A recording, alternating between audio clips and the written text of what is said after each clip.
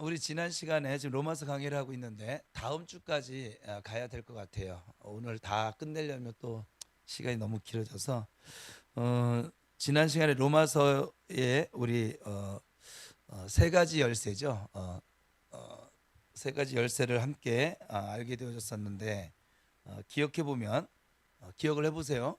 첫째, 복음은 하나님의 능력이다라고 말씀하셨어요. 그래서 세상의 어떤 힘보다 이 복음이 강한 힘을 가지고 있다. 죄와 죽음을 이기는 힘을 가지고 있다. 그러니까 세상에서 가장 강력한 힘은 죽음이라고 하는 거거든요. 어떤 힘센 인간도, 어떤 돈 많은 인간도, 어떤 대단한 권세를 가진 인간도 죽음 앞에서는 다 무용지물이기 때문에. 근데 복음이 그 죽음, 사망, 모든 권세를 이겼기 때문에 복음은 하나님의 능력이다. 그다음 두 번째는 모든 사람은 죄인이다라고 하는 것이었는데 예외가 없다고 그랬어요. 모든 사람이라고 했어요. 그래서 하나님의 영광에 스스로 이를 다가갈 수 있는 사람이 이 세상에 단 한 명도 없다. 이걸 우리가 인정을 해야 이제 복음이 우리 안에 복음 되어지겠죠. 그리고 세 번째는 하나님은 그렇게 죄인 된 우리를 먼저 사랑하셨다. 우리가 하나님께 먼저 나간 것이 아니라 하나님이 우리에게 먼저 찾아오셨다. 그리고 우리를 사랑하셨다. 그래서 로마서 5장의 말씀을 가지고 함께 나누었었죠. 우리가 아직 죄인 되었을 때, 원수 되었을 때, 그리고 연약할 그때에 그리스도께서 우리를 위해서 십자가에 죽으신 것이 하나님이 우리를 향한 사랑의 확증이었다. 뭐 이 정도면 기억나시겠죠? 예. 지금 로마서의 대줄기에 이게 성경 전체의 줄기기도 해. 지금 수요기도회랑 금요기도회 이 두 주, 세 주 정도 지나가는 것을 여러분의 것으로 삼고 이제 성경을 바라보면 성경이 이제 그 전에 풀려지지 않았던 부분들이 풀려질 것이고, 그리고 하나님이 이렇게 나를 사랑하신다라고 곳곳에 써놓으셨구나. 나를 구원하시고 나를 사랑하시고 나와 함께 동행하시고, 내가 그렇게 죄인인데도 불구하고 나를 죄인으로 여기지 아니하시고 의인으로 여기시면서 함께 동행하시는 내 아버지시구나. 내가 그동안 죄책감 가운데 살아갔던 것은 예수를 잘못 믿었었구나. 복음을 몰랐었구나. 이런 것도 이제 점점 깨닫게 되겠죠. 자, 오늘은 네 번째 열쇠인데 이 네 번째 키는 구원은 일에서 받는 품삯이 아니라 믿음으로 받는 선물이라고 하는 진리입니다. 매우 중요해요. 이게 지금 두 주 동안 했던 우리 하가다 본문 말씀인데 로마서 6장 23절입니다. 시작. 죄의 삭은 사망이요.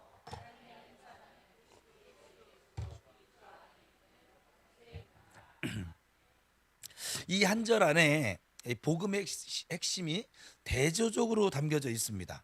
죄의 삭과 하나님의 은사, 사망과 영생.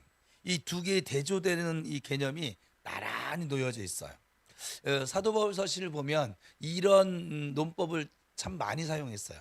이렇게 은혜와 율법 뭐 이런 식으로 이렇게 대조 우리를 이해시키기 위해서. 그래서 여러분 삭시라고 하는 단어는 아세요? 삭시 뭐예요? 삭은 일한 대가로 받는 품삯이에요. 그죠? 내가 일한 것에 대해서 받는 품삯이 정당해요? 아니면 뭐 공짜겠어요? 정당한 거예요. 그죠? 당시 로마 군인들은 복무의 대가로 삭스를 받았습니다. 일당을 받든지 뭐 월급을 받든지 또 우리 요즘처럼 연봉처럼 내가 일한 것만큼 받는 것이 바로 삭시예요. 이건 마땅한 거예요. 당연한 거예요. 바울은 죄라고 하는 것을 일종의 노동에 비유를 하거든요. 우리가 죄를 지을 때마다 죄라고 하는 고용주를 위해서 일을 하고 있다라고 표현을 합니다. 로마서 7장에 가보면 이 죄는 마귀예요. 그런데 죄의 종으로서 죄를 섬기는 거예요. 우리가 지금 그러고 살아왔다 이 말이에요. 그리고 그 고용주인 죄가 우리에게 주는 급여는 뭘까요? 그러면 사망이었습니다. 죽음이었습니다. 참으로 아주 가혹한 고용주죠. 세상에 어떤 고용주도 이렇게 잔인하지는 않거든요. 일을 시키고 나서 죽음으로 갚는 고용주가 어디 있습니까? 그래요, 안 그래요? 뭐 해간 일당을 좀 착취하는 하는 사람은 있어도 죽이진 않을 거 아니겠어요? 하지만 죄가, 이 마귀가 바로 그런 고용주인 거예요. 한 사람이 평생 동안 열심히 일했다고 한번 상상을 한번 해보세요. 젊은 시절부터 노년까지 땀 흘려 일했습니다. 근데 그가 은퇴할 때 받는 그 퇴직금이 무엇일까요? 죽음이라는 거예요. 이 죄라고 하는 고용주 밑에서 일한 사람은 얼마나 허망할까요? 그토록 열심히 섬겼지만 돌아오는 것은 죽음 뿐이라는 것이죠. 그러니까 죄는 결국 우리를 죽음으로 이끌어가는 존재입니다. 육체의 죽음만이 아니죠. 영혼의 죽음, 하나님과의 관계의 죽음, 영원한 분리를 말을 해주는 것이에요. 하나님으로부터 영원히 떨어져 나가는 것, 그것이 진정한 사망이라 이 말이에요. 이것이 죄가 우리에게 지불하는 삭시라 이 말이에요. 그러니까 열심히 우리가 살면서 죄라고 하는 것을 섬긴 대가가 뭐냐면 죽음이에요. 하지만 바울은 여기서 멈추지 않지요. 하나님의 은사는 영생이라고 합니다. 은사라고 하는 단어를 주목하세요. 은사는 카리스라고 하는데 원어로 보면 선물이라는 뜻이에요. 삭과 선물은 완전히 다릅니다. 왜 불안하게 일어서 있어? 그 권사님 옆에도 앉아라 그냥.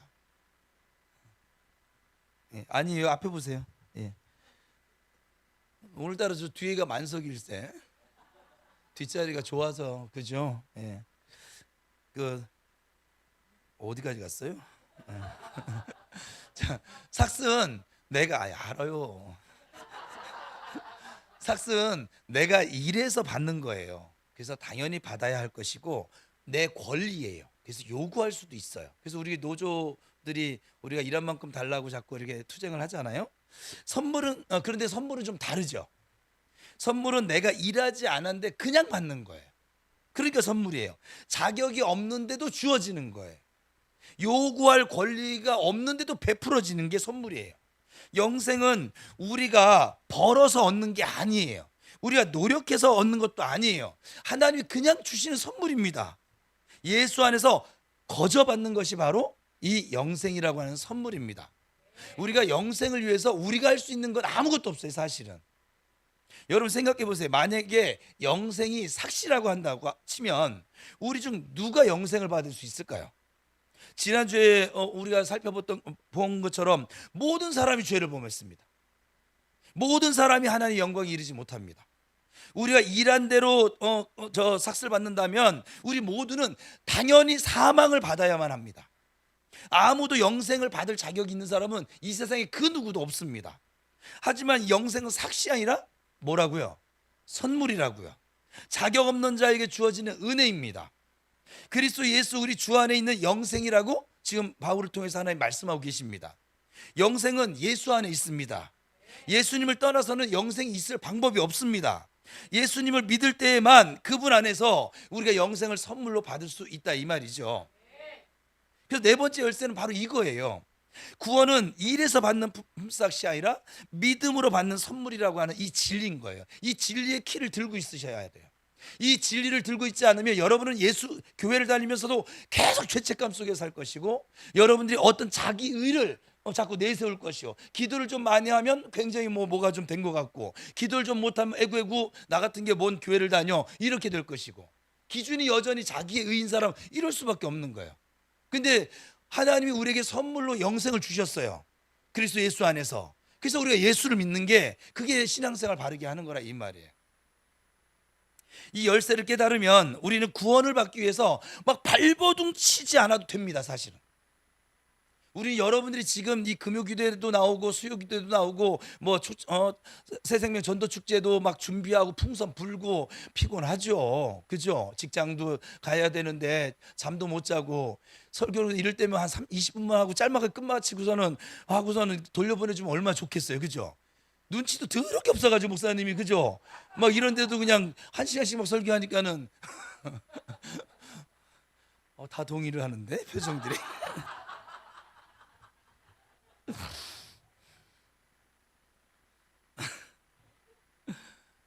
구원을 위해서, 내가 구원받기 위해서 여러분 기도하는 게 아니에요. 제가 분명히 수요일날도 얘기했어요. 하나님을 사랑해서 이 자리에 온 줄 믿습니다. 우리가 사랑하는 사람과 함께하는 시간을 아까워하지 않잖아요. 사랑하는 사람이 돈 쓰는 것도 아까워하지 않잖아요. 사랑하는 사람과 마음 나누는 그 마음 나눔을 싫어하지 않잖아요. 그래요, 안 그래요? 사랑하는 사람의 말을 듣는 것도 좋잖아요. 제가 찜질방을 한번 갔는데 옆에 이제 연인이 있었어요. 자기들끼리 근데 옆에 다 들려. 안 들리게 하든가. 근데 옆에 앉아서 듣고 있는데 유치하기가 그지없어요. 그리고 내가 아무리 웃어주려 해도 웃을 타이밍이 아닌데 얼마나 웃어주는지 내가 그래서 뭐가 웃긴 거야 도대체. 그래서 내가 내린 결론이 있어요. 저건 진짜 찐 사랑이다. 사랑하는 사람이랑 같이 있는 건 같이 있기만 해도 좋고, 사실 음식이 맛이 없어도 약간 둘이 같이 뭘 먹으면 좋고, 약간 뭘 함께 하는 게 그냥 그렇게 좋은 거예요. 그죠? 그래서 막 저녁에 헤어지기 싫은 것이고, 저녁에 헤어지기 싫어서 하는 게 결혼인 것이고, 모든 사람들이 그렇지는 않은 것 같아요. 제가 목회를 해보니까. 근데 저는 저녁에 헤어지는 게 싫어서 결혼했어요. 다른 이유 없어요. 결혼을 원래 생각을 안 했는데 제가 25살 11월 달에 결혼 날짜를 잡았으니까 뭐 엄청나게 빨랐죠. 26살 3월 3일절 날 결혼했으니까 뭐 지금 생각해 보면 뭐 아무것도 모르는데 그냥 결혼을 해버렸어요. 근데 결혼한 이유는 뭐냐면 매일 만나는데 밤 12시가 되면은 저 사람이 신데렐라라서 이게 돌아가야 돼요. 한 번은 12시 넘어서 들여보냈어요. 내가 같이 있으니까 위험하지도 않아. 그리고 저는 차를 끌고 다녀서 차에서 데이트를 했기 때문에 뭐 이렇게 위험한 걸 만날 것도 없고, 또 내가 때려주는 사람이라서 누가 우리한테 시비도 걸지 않아서. 근데 12시 넘어서 들여보냈다가 아주 장모님과, 지금 장모님이죠, 그땐 장모님이 아니었지만 현옥이 엄마와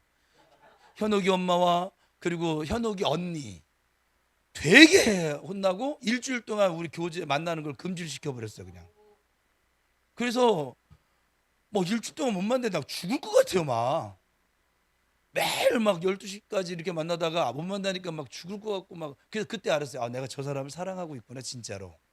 그냥 단순히 교제하는 게 아니라. 그래서 처형 앞에 가가지고서는, 처형이 제 가장 노처녀였거든요. 노처녀도 아니지. 예, 노처녀도 아니죠. 지금 생각해 보니까. 근데 왜 이렇게 히스테리를 부렸을까? 지금 생각해 보니까 처형이 이 영상을 안 볼 거라서 자기가 남자친구가 없었었는데 여기 한 그렇게 막 그랬었어요. 그래가지고 처형 앞에 가가지고서는 전화를 걸어가지고 누나 내가 잘못했어. 우리 같은 청년부였거든요. 저보다 3살 많은 누나였으니까 누나 내가 잘못했어요. 다시는 12시 넘어서 안 들여보낼 테니까 제발 이거 만나게 해주세요. 별의별 일을 다 해봤어요. 저 여자 하나 얻으려고 내가 얼마나 많은 자존심을 버려야만 했는지. 약간 그래서 얻은 여자예요. 귀합니다. 뭘 하다 일로 빠졌어요? 구원을 얻기 위해서 우리가 발버둥을 칠 이유가 사실 없어요. 우리는 지금 주일날 와서 예배를 드리고 이렇게 수요 기도회를 하고 같이 식사를 하고 또 사랑하는 사람들 초대해서 이렇게 하는 모든 것들이 내가 구원을 받기 위한 몸부림이라고 치면, 여러분들은 굉장히 무언가를 좀 잘못 이해를 하고 있는 거예요. 하나님이 마음 아파하실 거예요. 왜 나는 너를 나의 아들과 딸로 불렀는데 왜 자꾸 너는 종이 되고 머슴이 돼서 살아가려고 하니 도대체? 머슴은 일해야 밥을 먹잖아요. 그렇죠? 삭슬 받잖아요. 근데 아들은 일을 안 해도 밥을, 머슴들 일한 사람보다 훨씬 좋은 반찬에 밥을 먹잖아요. 왜 그래요? 그건 자격이에요. 아들로서의 자격인 거예요. 그 아들이 뭐가 뛰어나서도 아니고 잘생겨서도 아니고 아들이기 때문에 그래요. 아버지 것이 내 것이라 이 말이에요. 여러분들은 아버지 예수 그리스도 안에 있는 그 생명이 이미 우리 것이 예수 안에서 주어져 있다고요. 그러니까 영생을 얻기 위해서 발버둥 칠 이유가 사실은 없어요. 예수 믿는 분이라고 하면. 영생을 얻는데 유일한 조건은 뭐냐면 예수 믿는 거예요. 예수님이 나의 죄 때문에 십자가 달 죽으심을 내가 온전히 인정하고 받아들이는 것뿐이에요. 다른 건 아무것도 할 일이 없어요. 근데 우리가 지금 이렇게 봉사하고 예배드리고 이건 무엇 때문에 한다고요? 하나님을 사랑해서. 하나님 나를 사랑해서 그 구원을 베풀어 주신 은혜가 너무 감사하고, 그리고 나도 하나님 내가 널 사랑해, 이것을 저도 하나님 사랑합니다. 그게 예배예요. 그게 기도이고요. 그게 이 지금 말씀 함께 나누는 시간이에요. 여러분 이걸 꼭 기억하셔야 돼요. 이 열쇠를 쥐지 못하신 분은 교회 생활이 굉장히 힘든 거예요. 그리고 기도에 한번 빠지면 하여간 아주 그냥 엄청나게 그럼 언제는 여러분 기도에 빠졌지 안 빠졌어요? 그래도 오늘 오신 분들은 거의 안 빠지신 분들이라, 그죠? 송 권사님도 많이 빠졌잖아요. 지금 우리 교회 와가지고 안 빠지고 저희가 우리 교인들보다 더 열심히 하는 것 같아요. 어떻게 보면. 예? 기도에 한번 빠졌다고 지옥 가지 않고요. 주일 예배에 빠졌다고 지옥 가지 않아요. 주일 예배 빠지라는 얘기는 아니에요. 기도하지 말라는 얘기도 아니에요. 근데 우리가 예배드리고 기도하고 수고하고 헌신하고 교제하고 함께 전도하고 이 모든 것들은 하나님을 사랑하기 때문에, 또 나를 위한 그 영생 천국이 예비되어져 있음을 내가 믿기 때문에 하는 것이지, 그걸 얻기 위해서 하는 수고가 아니라 이 말이에요. 그러니까 기쁨으로 교회 다니시기 바랍니다. 그러니까 교회 인상 쓰고 올 일 있어요, 없어요? 없죠. 낮에 그냥 직장에서 인상 쓰다가도 교회 오면은 그냥 다현이 왔구나. 아유 힘든데 야 고생했다 야. 보조개가 오늘 더 예쁘다 야. 막 이렇게 축복해주고 이렇게 하면 좋지 않아요? 그러니까 옆 사람 축복합시다. 잘 오셨습니다. 하나님이 당신을 사랑하십니다.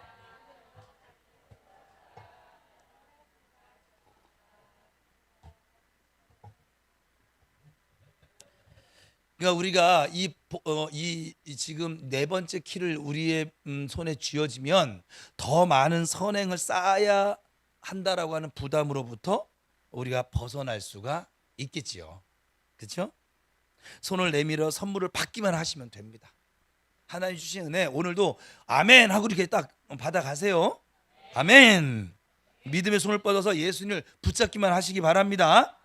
다섯 번째 열쇠는 그리스도 안에 있는 자에게는 결코 정죄함이 없다는 거예요. 이게 아주 매우 이 다섯 번째 키도 아주 중요한 키죠. 로마서 8장 1절입니다. 시작. 그러므로 이제 그리스도 예수 안에 있는 자에게는 결코, 여기 빨간 노란 글씨로 해놨는데 결코라는 단어가 보이시죠? 예. 이 원어에서 이 단어는 아주 가장 강한 부정을 나타내는 단어입니다. 그래서 절대로, 이제 어떤 상황에서도 어떤 조건에서도 무슨 일이 있어도라고 하는 뜻을 가지고 있는 게 저 결코란 단어예요. 그리스도 예수 안에 있는 사람은 결코 절대로 정죄받지 않습니다. 정죄라는 것이 무엇이에요? 법정에서 유죄 판결을 받는 거거든요. 죄를 받는 거예요. 범죄자로 선고되는 거예요. 재판관이 유죄라고 판결을 하면 그 사람은 정죄되어진 것이죠. 그래서 감옥에 끌려가서 형벌을 받아야만 합니다. 대가를 치르셔야만 합니다.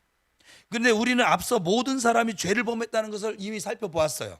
그렇다면 하나님의 법정에서 우리 모두는 유죄예요, 무죄예요? 유죄잖아요. 모든 사람이 죄를 범했으니까 유죄 아닙니까? 재판관이신 하나님 앞에서 우리 모두는 정죄받는 것이 마땅한 존재들이라 이 말이에요. 원래는 변호할 말이 없어요.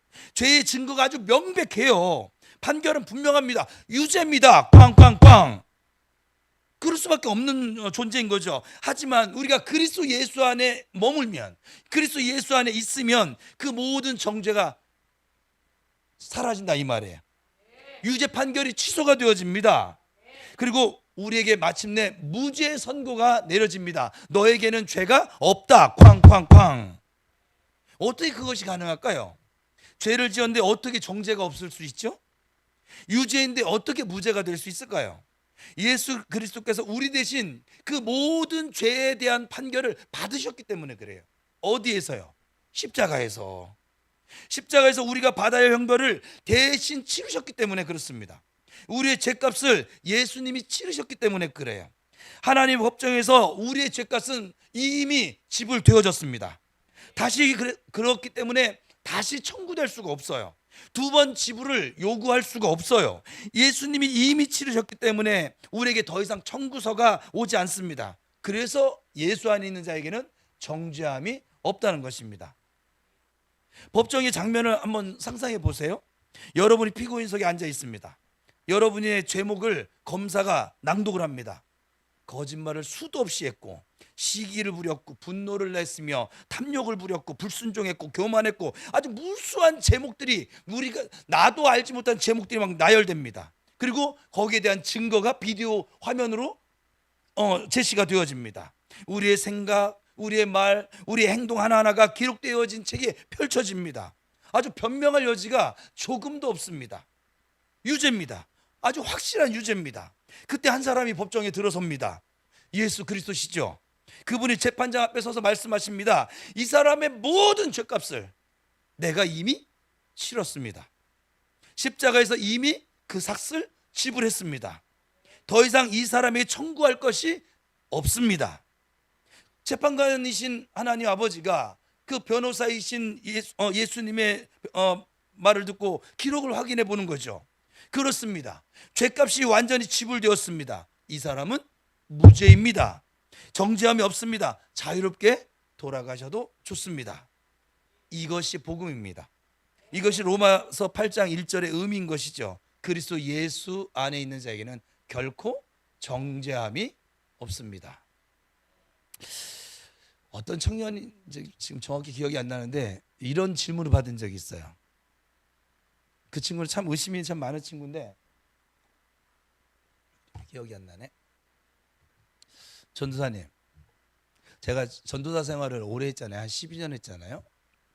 정말 수많은 사람들을 만났는데, 전도사님, 어떻게 예수님 십자가 지어서 내 죄가 사함받았다고 하는 것은 내가 믿겠어요. 그런데 어떻게 모든 인류의 죄를 그 한 사람이, 그리고 그때 당시의 사람들뿐만 아니라 지금 우리 전 세계 인구가 지금 현재 78억이라고 하네요. 78억의 인구의 죄, 이 사람들이 앞으로 지을 모든 죄까지 어떻게 단번에 다 용서할 수 있죠? 제가 당황을 했을까요? 안 했을까요? 당황했죠. 안 해요? 그럼 집사님 얘기해봐요. 어떻게 이렇게 질문 받았어요? 어떻게 대답해 줄래요? 당황 안 했다며.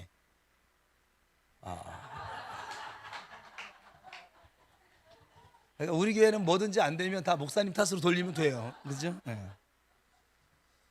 잠깐 당황을 했지요? 당황을 했는데 가만히 하나님 지혜를 주세요. 순간순간 여러분들도 그렇게 구하세요. 뭐가 이렇게 성령께서는 우리가 할 말을 이렇게 우리 입에 물려주시는 분이라고 성경에 표현되어 있거든요. 이거 어떻게 설명해야 될까요? 그렇게도 생각이 안 나면 나도 이 부분에 생각을 안 해봤으니까 목사님도 좀 성경을 연구해보고 기도해보고 다음에 이 부분에 대해서 내가 깨달은 대로 얘기해 줄게. 전 모르는 건 모른다고 해요.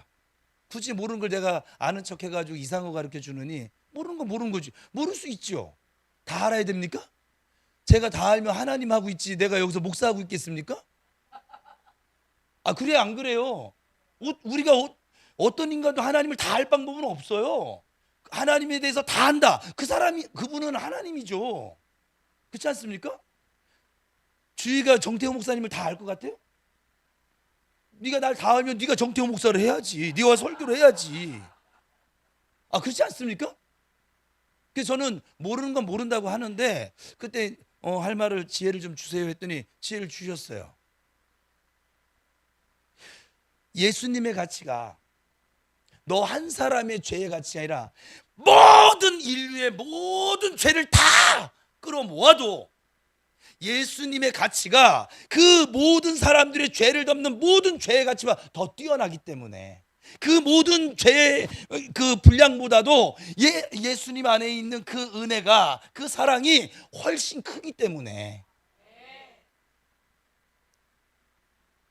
그분은 창조주시고 우리는 피조물인데 여러분 보세요.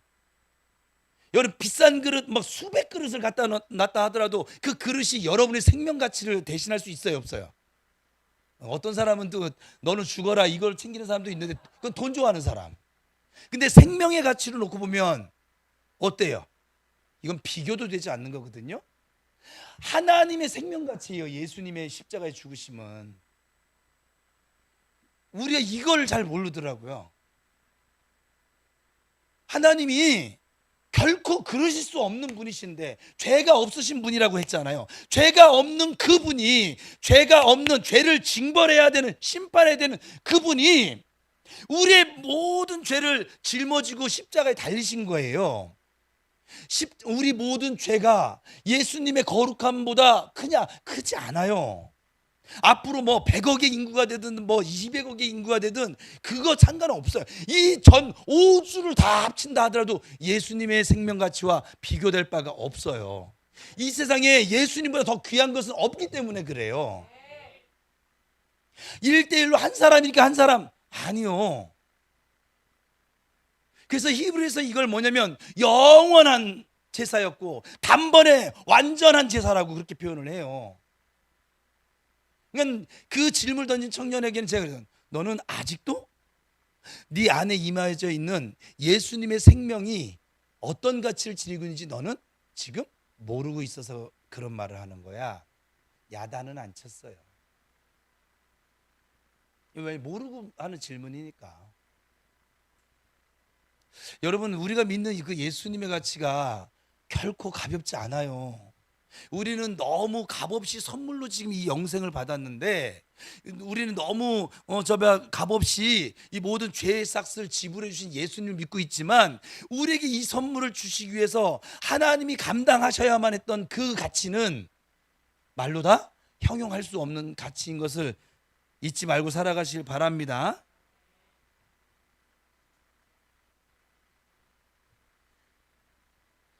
여러분, 혹시 과거의 죄책감에 지금도 우리에게 이렇게 훈련을 하는데도 죄책감이 시달리는 분이 이 자리에 있을까요?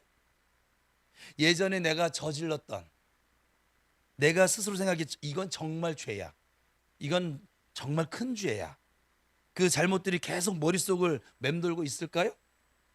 그 일들이 자꾸 떠올라서 좀 괴로우실까요?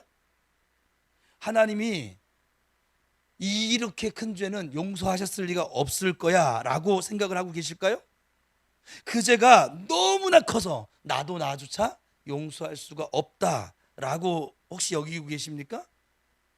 이 5번째 열쇠를 여러분 손에 꽉 주시길 축원합니다. 그리스도 예수 안에 있는 자에게는 결코 정죄함이 없습니다. 우리의 죄가 아무리 크더라도 예수님의 피는 더 크십니다. 우리의 허물이 아무리 많더라도 나를 향한 하나님의 은혜는 더 많습니다.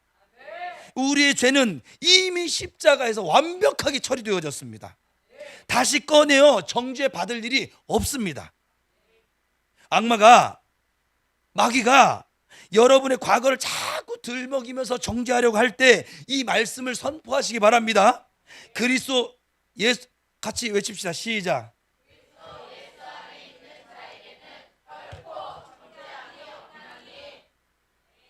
이것이 5번째 열쇠입니다.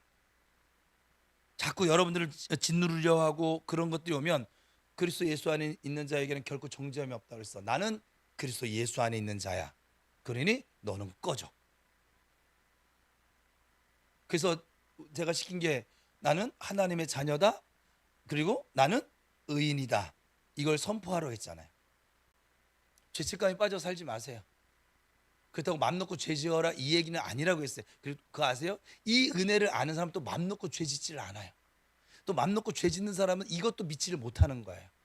그래서 계속 죄의 종노릇하니까는 계속 사망적인 삶을 사는 거예요. 기도가 죽고 예배가 죽고, 그리고 반대로 분노만 일으키고 싸움 잘하고 시기하고 질투하고 맨날 이러고 사는 거예요. 사망의 삶을 살아간다 이 말이에요. 정말 이 말씀을 믿는 사람은 죄를 함부로 짓지 않아요. 왜냐하면 예수님의 피의 가치를 알기 때문에 그래요. 자, 6번째 열쇠는, 하나님은 여러분의 삶의 모든 조각들을, 심지어 아픔까지, 실패까지도 결국에는 선한 목적을 위해서 사용하신다라고 하는 거예요. 이게 매우 중요해요. 이 성경적 가치관 여러분이 지녀야 고난이 오든 영광된 자리에 서든 곤고한 날을 만나든 기쁜 날을 만나든 교만히 행하지 않고 또 아주 엎드러지지도 않고 계속 주님을 향해서 한 걸음 한 걸음 나아갈 수 있습니다. 우리 로마서 8장 28절입니다. 시작.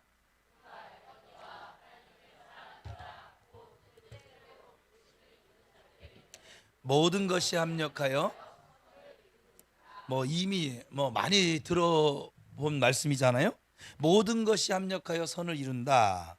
위로가 필요할 때 아주 자주 인용되는 말씀이기도 합니다. 하지만 이 말씀을 또 오해하는 분들도 계세요. 어떤 분들은 이 말씀을 모든 일이 좋게 풀릴 거야. 우리 김성환 목사님 오셔서도 이제 그렇게 그런 의미로 표현한 부분도 없지 않아 있습니다. 내가 하나님을 사랑하니까 무조건 나는 사업도 잘 되고 건강도 좋아지고 가정에도 문제가 없을 것이라고 생각을 하곤 합니다. 기도하면 막 원하는 대로 다 이루어질 것이라고 기대를 합니다. 하지만 현실은 그래요? 그렇지 않아요? 그렇지 않아요. 믿음의 사람들도 사업을 실패할 때도 있고, 그리고 병에 걸릴 때도 있고, 가정에 어려운 문제를 만날 수도 있습니다. 그러면 우리는 당황을 하는 것이죠. 이 사고를 가지고 있던 사람들은, 하나님, 저는 주님을 사랑하는데 왜 제게 이런 일이 생깁니까? 합력하여 선을 이루신다는데 이게 무슨 선입니까? 이렇게 따지는 거예요. 바울이 말하는 선은 우리가 지금 생각하는 것과 다를 수 있어요. 이 구절의 문맥을 보면, 성경을 볼 때 문맥을 잘 보라고 했잖아요. 바울은 고난과 환난에 대해서 이야기하는 중에 이 말씀을 하고 있는 것이거든요. 8장 앞부분에서 바울은 우리가 잘 아는 말씀이죠. 현재의 고난이 장차 나타날 영광과 비교할 수 없다. 바울 자신도요, 생각해보면 평생 박해와 고난 속에 살았어요. 그는 매 맞고 감옥에 갇히고 파손하고 배고프고 목마르고 추위에 떨었습니다.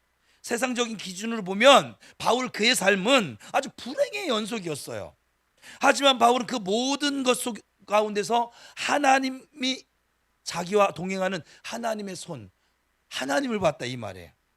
바울이 말하고 있는 선은 우리 육체가 편한 삶이 아니에요. 우린 자꾸 육체가 편한 삶, 돈 잘 벌게 해주세요, 건강하게 해주세요, 약간 육체가 편한 거.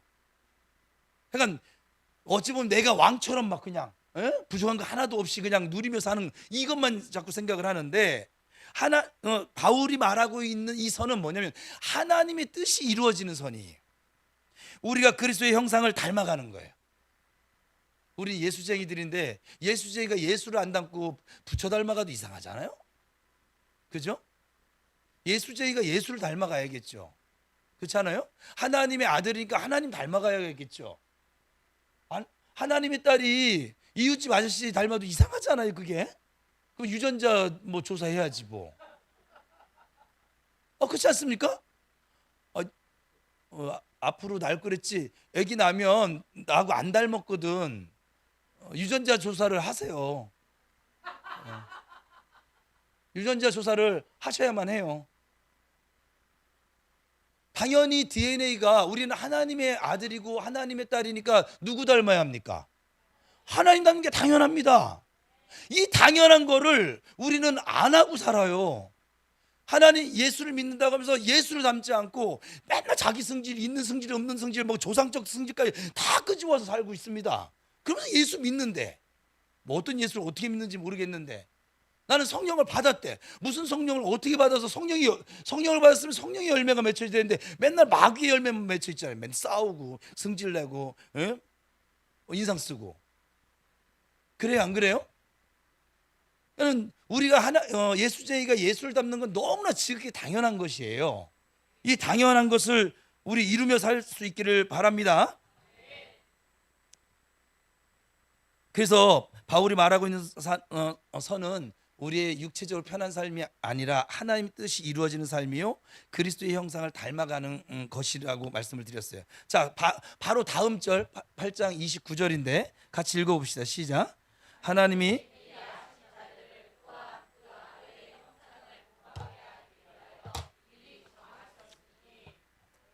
그러니까 하나님의 궁극적인 목적은 우리가 예수님을 닮아가는 거예요. 그것이 하나님이 말씀하시는 선이라 이 말이에요. 우리가 금이 이게 정련되려고 하면 불 속을 무조건 들어가야만 하거든요. 불순물이 제거가 되어지고 순금이 되려고 하면 뜨거운 용광로를 반드시 통과해야만 합니다. 마찬가지로 우리가 그리스도를 닮아가려면 때로는 이 고난의 용광로를 통과하셔야만 합니다. 그 과정이 사실은 고통스럽습니다. 때로는 이해가 되지 않을 때도 있습니다. 하지만 하나님은 그 모든 것들을 사용하셔서 우리를 가장 정금같이 하나님 앞에 나아가도록 만들고 계신 줄, 빚어가고 계신 줄 믿으시 바랍니다. 마침내는 성령의 열매를 맺는 삶을 살아가게 하십니다. 여러분의 삶에 지금 힘든 일이 있을까요? 이해가 되지 않는 고통이 혹시 고통의 순간을 만나고 있을까요? 왜 하나님께서 나에게 이것을 허락하셨는지 잘 모르는 일이 있을까요? 아무리 이렇게 기도를 해도 상황이 바뀌어지지 않는 일들이 있을까요? 바로 지금 로마서의 6번째 열쇠는 바로 이것이에요. 하나님은 우리 모두의 삶의 모든 조각들을, 심지어 아픔과 실패까지도 결국에는 마침내는 하나님의 그 선한 목적을 위해 사용하신다는 거예요. 지금은 보이지 않아도 괜찮습니다. 지금은 이해되지 않아도 괜찮아요. 하나님은 우리보다 더 큰 그림을 보고 계시니까 나중에 돌아보면 이 모든 것들이 연결되어져 있음을 알게 될 것입니다. 퍼즐의 한 조각 한 조각이 맞춰져서 아름다운 그림이 되는 것처럼 우리의 삶의 모든 순간들이 하나님의 손 안에서 아름다운 작품이 되어져서 마침내의 시간을 우리가 만나게 될 줄로 믿습니다. 제가 여러분에게 책 제목이기도 한데 상처 입은 치유자라고 하는 단어를 쓸 때가 있어요. 여러분이 어떤 어려운 일을 만났어요? 시간이 지나고 그걸 믿음으로 견뎌내고 이겨내면 여러분들은 나중에 그 일을 만나고 있는 믿음의 후배들을 만났을 때 책 속에 있는 하나님을 소개하는 것이 아니라 내 삶 속에 함께 나를 위로하시고 이끌어오시고 이기게 승리케 하신, 기도하도록 만드신 그 하나님을 소개해 줄 수 있어요. 전해 줄 수 있어요. 제가 그랬잖아요. 우리 교회 암 환자가 생기면 무조건 저한테 오지 마세요. 장 목사님 찾아가세요. 또 저 이은님 집사님한테 저 손잡고 기도해 줘 하세요. 달라요. 그들의 심정을 저는 안 걸려봤잖아요. 저는 가발을 써본 적이 없어요. 또 항암 치료하면서 그 3m도 되지 않는 거리를 30분을 걸려서 걸어가야만 했던 그 참담함을 제가 겪어본 적이 없어요. 그래서 그들의 아픔을 제가 다 이해할 방법이 없어요. 다만 그래도 하나님이 이 자리에 세워놔서 그들의 마음을 알 수 있도록 긍휼의 은사를 주셔서 제가 그냥 그것을 느끼는 것뿐이지 다 알 수가 없어요. 여러분이 어떤 심각한 갈등을 만났어요? 여러분 나중에 그 신앙적인 갈등을 만난 믿음의 후배들을 반드시 만나게 될 거예요. 근데 여러분들이 지금 기도하며 주님을 사랑함으로 함께 동행하며 이기는 이 과정이 얼마나 소중한 시간들인지 몰라요. 이 시간들이 여러분들이 나중에 그런 믿음의 후배들을 만났을 때 정금처럼 아주 빛나는 하나님의 보석들로 서게 될 줄로 믿습니다. 요셉의 이야기를 우리가 너무 잘 알잖아요. 형들에게 미움을 받아서 팔려갑니다. 종이 됩니다. 누명 쓰고 감옥에 갇힙니다. 그 순간순간 얼마나 고통스럽고 얼마나 억울했을까요? 저는 제가 요셉의 레드선 해서 요셉의 입장에 들어가 보니까 내가 목회하면서 보는데 우리 요셉 정도까지 가지 않아도 이미 불평을 하고 있거든요. 얼마나 억울해요. 믿음을 살아보려고 그 노예를 팔려갔는데도, 가족들에게 버림받았는데도, 형제들에게 그렇게 버림을 받았는데도 믿음으로 살아보려고 하나님 앞에서, 그 보디발의 아내가 꼬실 때도 하나님 앞에서 그 믿음으로 살려 발버둥 쳤다는 거잖아요. 그러면 좀 하나님 도와주시면 안 될까요? 그래요 안 그래요? 여러분들이 낙심하고 낙담하는 거, 기도하다 낙심하는 거 이런 경우 아니에요. 발버둥을 쳤는데도 불구하고 이게 상황이 하나도 바뀌지 않는 거, 여기에 여러분들이 지치는 거잖아요. 근데 요셉은 안 그랬을까요? 요셉은 가족으로부터 이미 강제로 분리를 당했고요. 가서 아버지 아들로 살다가 강제로 노예가 돼버렸어요. 타국 땅에 가서. 얼마나 억울했을까요? 그것도 억울한데 그래도 하나님 앞에서 살아보려고, 믿음으로 살아보려고 발버둥을 쳤는데도 불구하고 오히려 더 이제 정치인들이랑 같이는 더 깊은 지하 감옥에 갇히게 됐단 말이죠. 잘못을 하나도 하지 않았는데 누명 뒤집어 쓰고. 어땠을까요? 우리 같으면 그러지 않을까요? 나 예수 안 믿어. 그러지 않았을까요? 여러분 그때도 할렐루야 내 영혼이 은총 입어 중한 죄짐 이랬을까요? 우리가 그냥 성경 한 줄 한 줄 읽어서 그러죠. 그 상황으로 들어가 보잖아요. 지금 여기 못 앉아 있을 사람은 쎄고 쎄습니다. 얼마나 억울했을까. 제가 레드선에서 그 장면을 들었더니 저는 억울해서 미칠 것 같을 것 같아요. 저도 3번을 쫓겨났잖아요. 그래도 그렇게 억울하진 않았어요. 그냥. 근데 이건 억울할 수밖에 없잖아요. 상황이. 뭘 잘못해서도 아니고 너무 열심히 잘해서 하나님 사람들은 보이지도 인정하지도 않는 그 나라 애굽에서 보이지도 않는 하나님 코람데오의 삶을 살아가느냐고. 내가 하나님 앞에서 죄를 지을 수 없습니다 하고서는 그 안에 손 잡았어 봐요. 출세길 열렸어요. 여러분들 그런 생각 안 해보죠? 보디발의 인생이 펼쳐지는 순간이에요. 그 손 한번 잡았으면. 그리고 요셉이 때가 언제 정욕이 왕성한 때거든요. 대단한 거예요.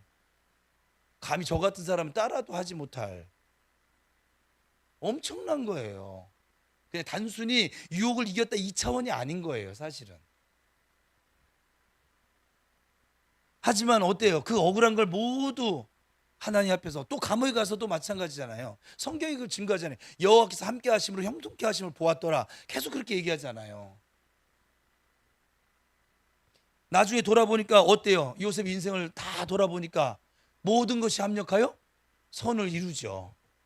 하나님 그 모든 상황을 사용하셔서 요셉을 애굽의 총리로 세우시고 그를 통해 온 가족과 민족을 기근으로부터 구원해냅니다. 요셉은 나중에 형들에게 이렇게 그래서 표현했잖아요. 같이 읽어봅시다. 시작.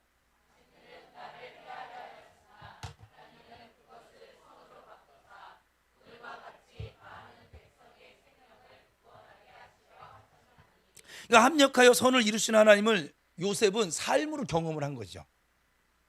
여러분도 그 하나님을 신뢰하시며 살아가기를 축복합니다. 지금 당장 좀 내 머리로 이해가 되지 않아도 하나님은 여전히 나를 위해 일하고 계십니다. 모든 것을 합력하여 선을 이루신 하나님, 그분을 오직 신뢰하며 살아가시기를 다시 한번 주님의 이름으로 축원합니다. 이제 7번째 열쇠예요. 이 7번째 열쇠는 이 구원의 길이 복잡하지 않다는 거예요. 저는 그래도 더 나가서 마음으로 믿고 입으로 고백하며 선포하면 돼요. 이 구원의 길은. 로마서 10장 9절 10절입니다.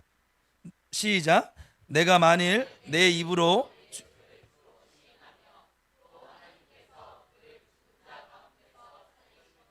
내 마음에 믿으면 구원을 얻으리니 사람이 마음으로 믿어 의에 이르고 입으로 시인하여 구원에 이르느니라. 제가 이 성경만 보면 생각나는 신학교 교수님이 계세요. 성함도 안 까먹는데 뭐 실명해도 여러분들이 모르니까. 네. 구원론을 가르치셨던 이명용이라고 하시는 교수님이셨는데 구원론이에요. 과목이. 학부 2학년 때인가 구원론을 우리 장정순 목사님은 기억이 날런지 모르겠는데 기억나세요? 잘 모르겠죠? 예. 예. 키가 작고 아주 그냥 깐깐하시고 막 그러신 분이셨는데 한 학기가 13강이거든요. 대학을 가면은 한 학기에 13번 한 과목에 13번 정도 강의를 했는데 그중에 한 번은 무조건 휴강을 하니까 한 12번의 강의를 들어요. 그리고 돈을 그렇게 받는 거예요, 지금. 약간 13강 정도를 듣는데 구원론을 13강 들었으면 내가 이제 다른 사람이 나한테 구원이 뭐야 하면 내가 너무 쉽게 설명을 할 수 있어야 되잖아요. 그 교수님이 나쁘다는 건 아니에요. 그 교수님 깨달은 진리는 너무 귀한 것 같아. 근데 자기가 깨달은 진리를 교수나 선생이나 목사는 뭐 하는 사람이에요? 자기가 깨달은 진리를 어떻게 쉽게 누구든지 알 수 있도록 가르치고 설명해 줄 수 있어야 되잖아요. 여러분들 그런 목사가 좋지 않을까요? 히브리 원어로 보면 이렇게. 그래서 이걸 파싱을 하고 이 분석을 해보면 이렇게 돼서 다 좋을걸요. 그래서 우리 교회는 강단에서 했잖아요. 될 수 있으면 영어 안 쓰고 원어 안 쓰고. 예. 근데 꼭 필요한 때만 단어만 가끔가다 쓰는 거예요. 이해를 시키기 위해서. 13강을 들었는데 구원론이 하나도 뭔지를 모르겠어요. 끝나고 나면 제가 있잖아요. 내 말로 한 줄로 정의가 되지 않는 건 내 것 안 됐다는 얘기거든요. 세례가 뭐예요? 그러면 여러분 설명해야 돼요. 여러분의 말로. 초등학생 아이 5학년짜리가 와서 저봐 선생님 세례가 뭐예요? 그 정태호 목사님한테 가서 물어봐. 이런 거 하지 말고 할 수 있어야 되거든요. 예배가 뭐예요? 할 수 있어야 되거든요. 그냥 잠자고 주워 나온 순서대로 그냥 앉았다 일어났다 몇 번 하면 끝나. 그게 예배가 아니잖아요. 실제로 있었던 게 이렇게 말하시는 분이, 제가 말하는 거는 다 없는 얘기는 아니에요. 제가 다 경험한 얘기들이에요. 정말 신기한 성도들이 많으셨어요. 저분은 도대체 뭘 믿을까?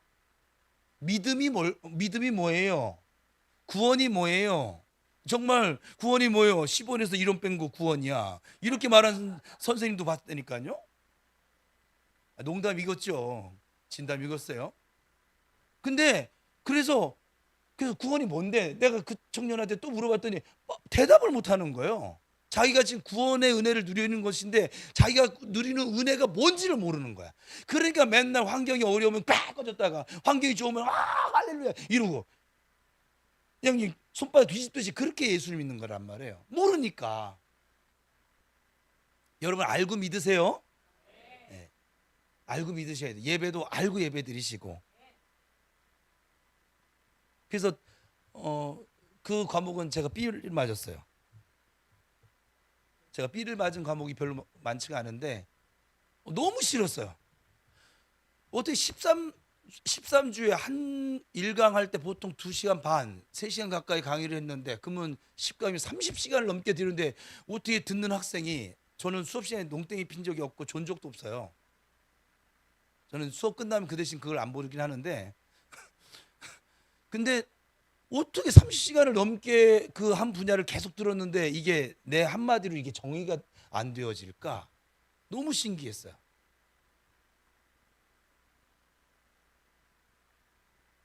구원은요 아주 쉬운 거예요.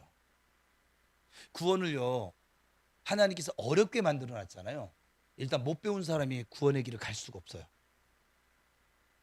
머리 나쁜 사람도 구원의 길을 갈 수가 없어요. 또 구원의 길이 아주 그냥 찬란한 막 금길이면 돈 없는 사람도 갈 수가 없어요. 그래요, 안 그래요? 근데 주님은 누구든지 다 구원해. 나이가 뭐 80이 먹었든지 뭐 100살이 넘게 먹었든지 아니면 이제 초등학교 들어간 아이들인지 말이 통하는 그 영혼들은 모두 다 이 구원을 알 수 있어야만 해요. 구원은 그렇게 쉬워야만 해요. 그래 누구든지 먹을 거 아니에요. 누구든지 받을 거 아니에요. 누구든지 알게 될 거 아니에요. 누구든지 누리게 될 거 아니에요. 여러분 교회 왜 다니세요? 이 구원의 감격과 은혜 속에 다니는 거예요. 이 구원을 누리라고요. 기도 왜 합니까? 이 구원이 더 확실해지도록. 다윗이 죄를 범죄했습니다. 바세바를 간음하고 나서 나단 선지자 와서 책망을 하니까 그가 한 그 기도 내용이 뭐였어요? 10편에 50편에 보면 뭐였어요? 나로 구원의 감격을 회복시키시고, 죄 때문에 사라진 게 뭐냐? 구원의 감격이 사라진다는 거예요. 예수 믿어서 영생, 아까 하나님의 은사는 그리스도 예수 우리 주 안에 있는 영생이라고 했잖아요. 그 영생을 누리는 그 기쁨이 사라졌다는 거예요. 예수 믿는다는 건 돈 잘 벌기 위해서 예수 믿는 게 아니에요. 높은 자리 한 자리 차지하려고 예수 믿는 것도 아니에요. 영원한 생명을 누리려고 예수 믿는 거예요. 이 구원의 감격이 사라졌다는 거예요. 그 죄 지음 그 죄책감 때문에 구원의 감격을 회복시켜 주시고 성령을 새롭게 해달라고요. 이 구원은요 정말 쉬운 거예요. 이제 다음에 구원하면 또 10원 빼기 이런 거 하지 마시고, 여러분 구원을 얻는 것이 어렵다고 생각을 하세요? 많은 분들이 구원을 얻으려면 무언가 막 대단한 일, 막 교회 막 권사 정도는 돼가지고 막 그냥 대단히 수고를 하고 희생을 하고 주일 한 번도 빠지지 말아야 되고 헌금을 많이 해야 되고 교회에 뭐 생애 한 번은 져야 되고 막 이렇게 막 대단하게 생각을 한단 말이죠. 또 그래도 가끔 가다라도 금식을 어느 정도 해야 되고 기도를 몇 시간씩은 해야 되고 선행을 좀 많이 쌓아야 될 것이고 11조도 좀 많이 드려야 될 것이고 봉사를 또 해야 할 것이고 끝없이 막 해야 할 일들이 막 머릿속에 막 그냥 짓누릅니다. 그냥 우리 저 교회 생활하는 거 보면 사랑으로 일하지 않으면 모두 짐이에요. 사실은 그렇지 않습니까? 사랑으로 일을 해도 자식 키우는 거 사랑으로 키우죠. 어머니들 대답해 주세요. 자식들 의무감으로 키우세요? 짐덩이로 키우세요? 아니면 사랑으로 키우세요? 아우, 이걸 내가 저걸 왜 나가지고 이런 사람은 애 키우는 게 너무 힘든 거예요. 다시 처녀 때로 돌아가고 싶은 거예요, 막. 그래 안 그래요? 근데 사랑으로 하니까 힘든 줄 모르는 것이죠. 여러분, 삼시세끼가 속을 많이 새길까요? 자식새끼들이 속을 많이 새길까요? 네. 여러분이 모르는 사실인데 삼시세끼보다 자식새끼가 속을 더 많이 새깁니다. 삼시세끼가 속을 새길 때는 좀 커서 그렇지 네, 아주 자잘한 건 그냥 저 자식들은 수시로 속을 새기니까.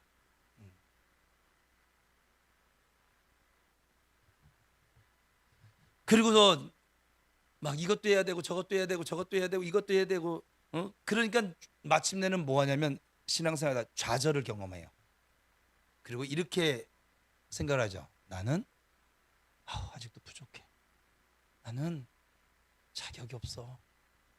나는 조금 더 아직 더 노력해야만 해. 그래야 구원받을 수 있어. 이 죄로부터 멀어질 수 있어. 하지만 여러분, 하나님은 바울 사도를 통해서 놀랍도록 아주 단순한 길을 제시하죠. 뭐라고 했어요? 입으로 시인하고 마음으로 믿으라는 거예요. 이게 전부예요. 복잡한 의식 필요 없어요. 그 복잡한 제의, 제사 의식은 예수님이 십자가에서 전부 다 완성해 놨으니까 어려운 수행도 필요가 없습니다. 또 긴 시간도 필요 없습니다. 지금 이 자리에서 여러분이 마음으로 믿고 입술로 고백하면 여러분 이미 구원의 길을 걷고 있는 거예요. 따라합시다. 예수님께서 나의 죄 때문에 십자가에 달려 죽으심을 내가 믿습니다. 또한 예수님께서 나에게 영원한 생명을 주시려고 3일 만에 다시 부활하심을 내가 믿습니다. 또한 예수님께서 나에게 영원한 천국을 데려가시려고 다시 오심을 내가 믿습니다. 내가 마음으로 믿습니다. 예수님의 이름으로 기도합니다. 아멘. 여러분들은 이미 다 구원 받았어요. 입술로 지금 시인했잖아요. 또 마음으로 지금 믿었잖아요. 그럼 무엇을 우리가 시인하는 걸까요? 예수가 나의 주님이심을 그걸 시인하는 거예요. 이 주님이라고 하는 말은 아도나이인데 내 삶의 주인이란 뜻이에요. 내 인생의 왕이란 뜻이에요. 내가 더 이상 내 삶의 주인이 아니라고 선언하는 거예요. 내 뜻대로가 아니라 주님의 뜻대로 앞으로 살아가겠습니다 라고 고백하는 거예요. 그럼 우리가 시인은 그거고 무엇을 믿습니까? 하나님께서 예수님을 죽은 자 가운데 살리셨다는 걸 믿는다. 예수님의 부활을 믿는 게 그게 믿는 거예요. 우리가 믿는 것이. 부활이 왜 중요할까요? 부활이 없었다라고 하면 예수님의 죽음은 그냥 단 한 사람의 선인의 죽음에 불과했을 거예요. 많은 사람들이 사실은 예수님 말고도 많은 사람들이 십자가에 죽었습니다. 그거 아세요? 십자가는 처형 방식이니까 많은 사람들이 십자가에 죽었어요. 예수님만 십자가에 죽으신 것이 아니에요. 하지만 예수님께서만 그 자리에서 부활하셨기 때문에 모든 것이 달라진 거예요. 부활하셨기 때문에 예수님이 하나님의 아들이심이 증명되어졌어요. 부활하셨기 때문에 예수님이 죽음이라고 하는 그 사망 권세를 이기셨음이 확인되어졌어요. 부활하셨기 때문에 우리도 부활할 것이라고 하는, 예수 안에서 부활할 것이라고 하는 소망의 믿음이 생겨진 거라 이 말이에요. 부활하셨기 때문에 예수님은 지금도 살아계시고 우리와 함께 하고 계십니다. 바울은 이 과정을 다시 설명하죠. 10절입니다. 시작.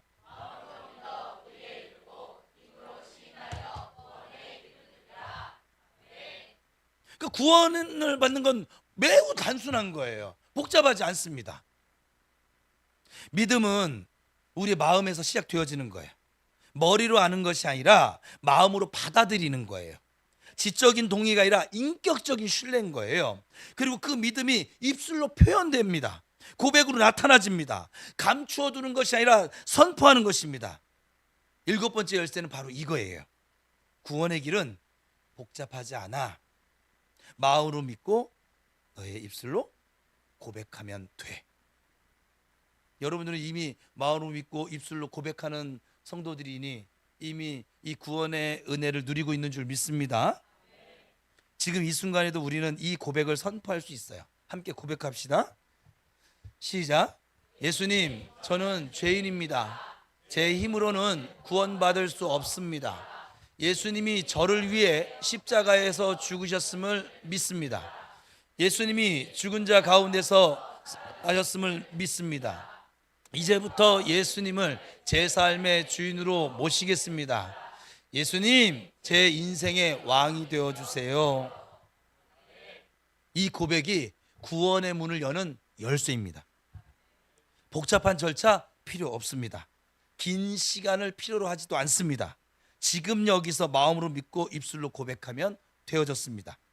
여러분, 복음은 다시 앞에서부터 살펴보면 1장 16절 17절인데 복음은 하나님의 능력입니다. 그리고 우리의 삶을 변화시키는 힘입니다. 우리 모두는 죄인이지만 하나님은 우리를 먼저 사랑하셨습니다. 우리는 자격이 아니라 하나님의 은혜로, 선물로 사랑을 받았습니다. 영생은 하나님의 선물입니다. 벌어서 얻는 것이 아니라 받는 것입니다. 그리고 그리스도 안에선 그 누구도 정죄가 없습니다. 죄값이 이미 치러져 있습니다. 모든 것이 이 성도의 삶은 합력하여 선을 이루어 갑니다. 고난 속에서도 하나님은 나를 위하여 지금도 일하고 계십니다. 이것을 믿고 고백하면 우리 모두는 구원을 받습니다. 이 구원의 길은 아주 단순합니다. 오늘 우리는 지난주에 3개의 열쇠 그리고 오늘 4개의 열쇠를 받았어요. 오늘 받은 열쇠를 다시 한번 정리해 보면 이 4번째 열쇠는 같이 읽어봅시다. 시작.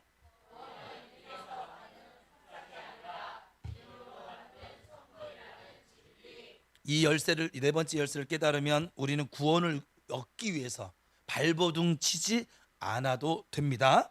5번째 열쇠는 시작. 우리 죄는 이미 십자가에서 모두 처리가 되어져 있습니다. 완벽하게 믿으셔야 돼요. 다시 이걸 꺼내어 정죄받을 일이 없어요. 오랜만에 축복합시다. 옆 사람, 당신은 지옥 갈래? 지옥 갈 방법이 없습니다. 시작.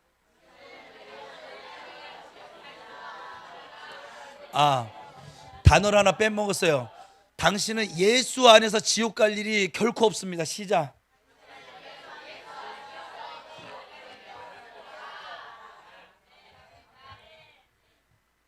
자, 이제 6번째 열쇠는 시작.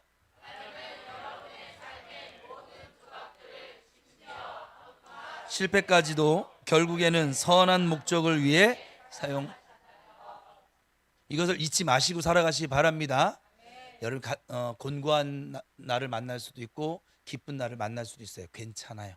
하나님은 이 모든 것들을 운전대 잡으시고 우리를 마침내 자리로 이끌어가고 계신 것을, 그런 아버지신 것을 꼭 믿고 살아가시길 축복합니다. 이제 7번째 열쇠 시작.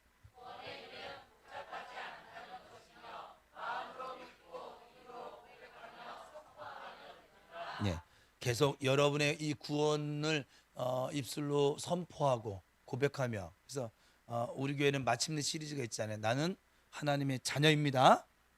또 그리스도 예수 안에서 나는 의인입니다. 이걸 꼭 잊지 마시고, 이거 여러분의 정체성이에요. 여러분은 하늘나라 왕자예요. 하늘나라의 공주입니다. 여러분이 넘어져도 공주인 것이 변함이 없어요. 자격은. 여러분의 정체성은 변하지 않아요. 마귀가 우리를 자꾸 흔들려고 그러는 건 뭐냐면 이 정체성을 너 그러고도 네가 하나님의 저한테는 너 그러고도 목사라고 할 수 있어? 너 그러고도 권사라고 할 수 있겠어? 너 그러고도 집사라고 할 수 있겠어? 야, 그따위로 기도해가지고 참이나 응답 바꿨다. 계속 마귀는 우리에게 이렇게 다가오거든요. 그러면 어떻게 해야 돼요? 맞아. 어떻게 나 같은 게 목사가 됐겠어? 나 목사 물려야 되겠어? 아이고, 그래요. 내가 그 임직 받는 게 아니었는데 그때 돈만 주면은 해준다고 해가지고 때마침 그때 돈이 없었어야 되는데 돈이 있었네. 아유, 그래요. 나처럼 기도 안 하는데 내가 무슨 복을 받겠어? 이건 정말 많아요. 이렇게 이렇게 기도를 안 하는데 내가 무슨 복을 받겠어? 그러지 마세요. 우린 자녀로서의 권세가 이미 주어져 있어요. 이 자녀에 대한 권세는 말씀의 복도 들어져 있고 영생의 복도 들어져 있고, 에베소 1장 되면 모든 신령한 복이 이미 우리 안에 성령과 함께 주어져 있습니다. 이것을 누리며 살아가기를 원해서 지금 계속 이렇게 훈련하고 있는데, 그래도 좀 많이 누리고 계시죠? 죄책감에 빠져 살지 마세요. 가다가 넘어졌어요. 어떻게 하라고 했어요? 툴툴 먼지 털고. 제가 그 얘기는 해야죠. 아버지, 내가 정신 살다 보니까 또 저 기도의 무릎을 갖지 못하고 넘어지는 무릎을 가졌네요. 좀 용서해 주세요. 저 또 주님 바라보고 주님과 함께 걸어가 보겠습니다. 힘 주세요. 할렐루야. 그게 아들이에요. 종은요, 머슴은요, 잘못했어 그냥 사형 당하는 거예요. 그냥. 여러분은 종처럼 죄의 종으로 살지 말고 하나님의 아들과 딸로서 권세를 가지고 살아가시길 축복합니다. 이 로마서의 열쇠들이 우리의 어둠을 밝혀주기를 축복합니다. 여러분의 삶에 그 성령의 변화가 나타나기를 축복합니다. 우리 모두 하나님 사랑 안에 굳게 세워져 갈 수 있기를 다시 한번 축복합니다. 하나님의 평강이 그리스도 예수 안에서 우리 모두의 삶과 사역과 가정과 사업장에 가득해지시기를 축복합니다. 기도하겠습니다.